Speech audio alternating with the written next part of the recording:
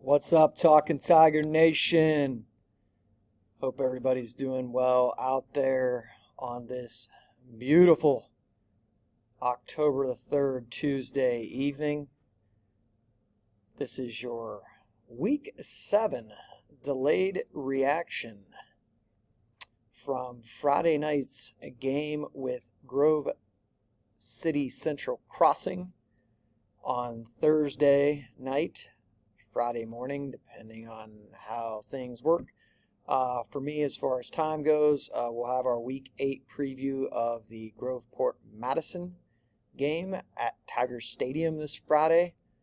But tonight, we are going to review quickly the Central Crossing game and then kind of give you a little bit of an outlook of Division 1, Region 3, where the Tigers reside. So Friday night, pretty much what I expected. I didn't give a score prediction or anything like that. I gave you the history with Central Crossing, and I didn't want to be disrespectful by giving some crazy score.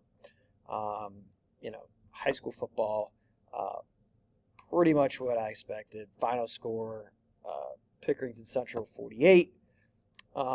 Grove City Central Crossing 0. I will be fully transparent. If you follow me on X, you know that I was not at the game Friday. I have not seen the game. I just kind of followed haphazardly with Pickerington Central's official football Twitter account. So I just wanted to give a shout out to some of the guys that scored, and again, there's definitely more to the game than scoring and stats, things that don't show up in the stat book. But being that I wasn't there, haven't seen the game film, so the scoring got started. Rocco hit Mike Jones for a 20-yard touchdown. Anthony Madison scored on a 1-yard run. It was 14-0 at half, so kind of a slow start for the Tigers. One score in the third. It was a Mike Jones scoop and score on the defense. So kudos to the defense, getting another takeaway and turning it into 6. Fourth quarter, the Tigers erupted for 27 points. Aaron Heller got it going with an 18-yard touchdown. Then Rocco Williams hit Braylon Wells for a 35-yard touchdown. So Rocco's second touchdown of the night on Friday. And then a kid I'm extremely happy for scored the last 2 touchdowns of the game. Justin McCoy scored one in the fourth and then finished the fourth off with a 65-yard touchdown to cap the scoring for a 48-0 victory for the Tigers. Your purple and white moved to 4-3. They moved up to 7th in the region. So very, very similar to the way things played out a year ago, where we got all the way up to 4th and got Central Crossing at home in our opening round game. So here's what it looks like.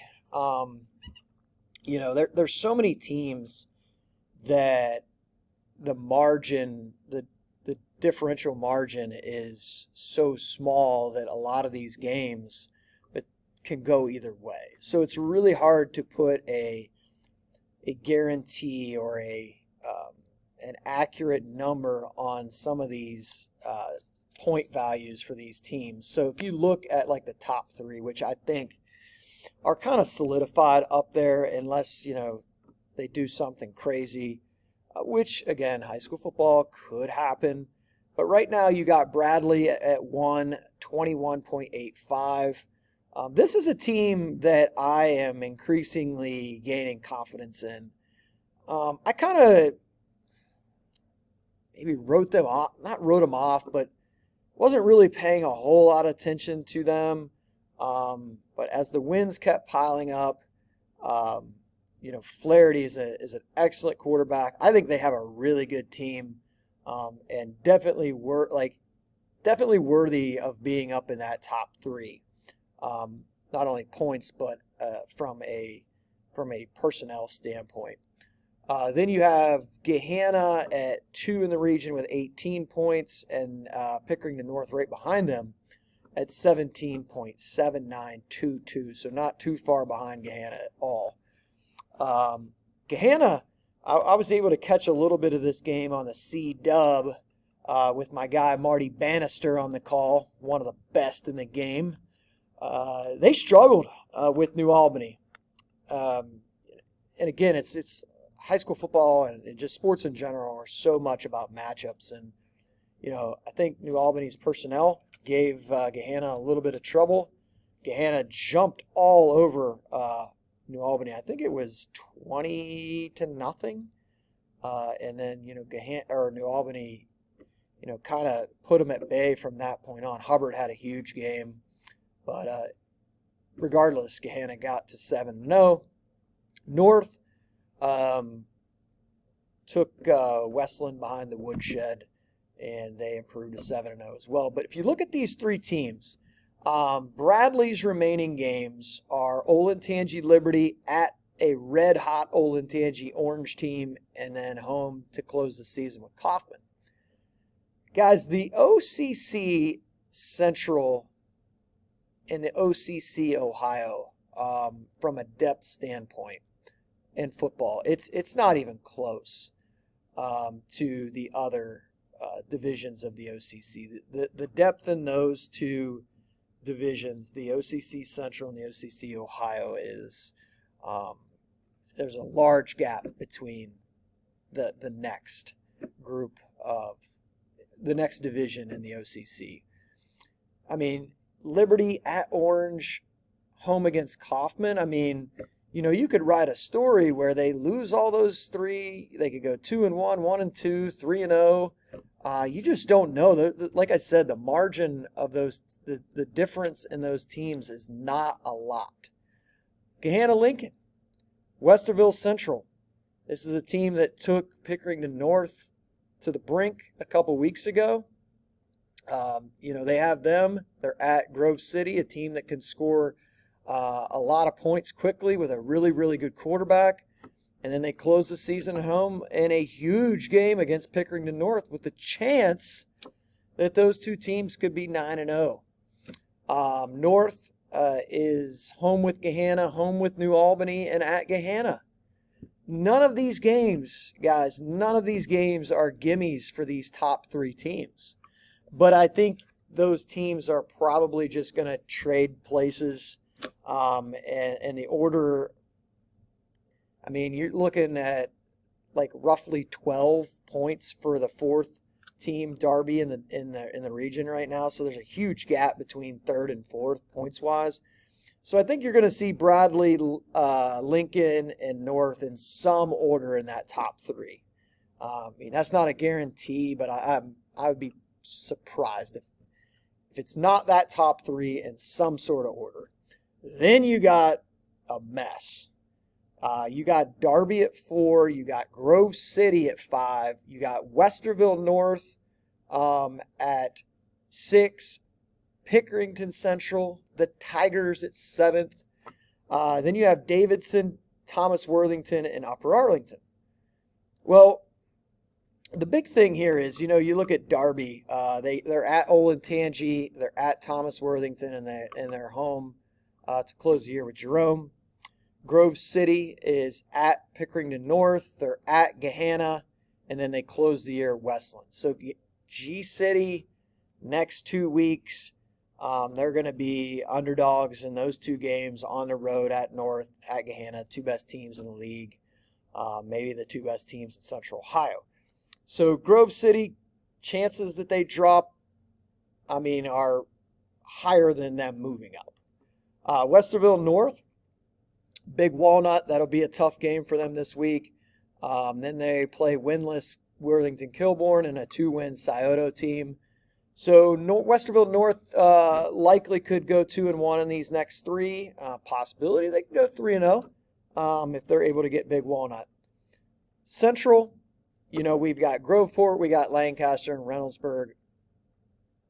I'd be surprised if we don't win all three of those. I think this game this week is going to be tougher than people think with Groveport. I said the same thing last year. It was 21-14. And then behind us are some teams that we need to, you don't want to look in your rearview mirror, but we need to. You got Davidson with Kaufman, Liberty, and at Upper Arlington. Tons of points for Davidson still out there. Will they beat all those three teams? Probably not, but those points are out there. Thomas Worthington, Marysville, Darby, and Berlin. A lot of points for those guys as well. Again, probably not going to win all those games. I don't know. Maybe they don't win any of those three games. Upper Arlington is another team right behind us at 10th. In 10th, they got Orange, at Kaufman, and Davidson. Huge points on the board for those guys. That OCC Capital the OCC Central. The difference between the top, Bradley, and then a team like Upper Arlington that's 0-2 in the league. It was a 2-point game last week, so there's not a huge difference there. So Davidson, Thomas Worthington, UA behind us. All three of those teams have a lot of points left on the board. There's no guarantee they're going to win those games, but they do have the opportunity where, we're playing Groveport this week and then, a 3-win Lancaster team next week and a 2-win Reynoldsburg team to close out the year. I don't know. We could get up into that 4th spot again, probably. I'm just kind of throwing a guess out here that we're probably going to finish in that 4, 5, or 6 range, somewhere around there. Which 4 would be great. That'd be 2 home games. 5th and 6th would get us at least 1 home game. Teams that I didn't mention that could be don't have great records, but could be spoilers in this whole scenario would be Groveport Madison, New Albany, and Westerville Central. Those 3 teams could, like I said, don't have great records, but could play a spoiler one of these weeks for one of these teams.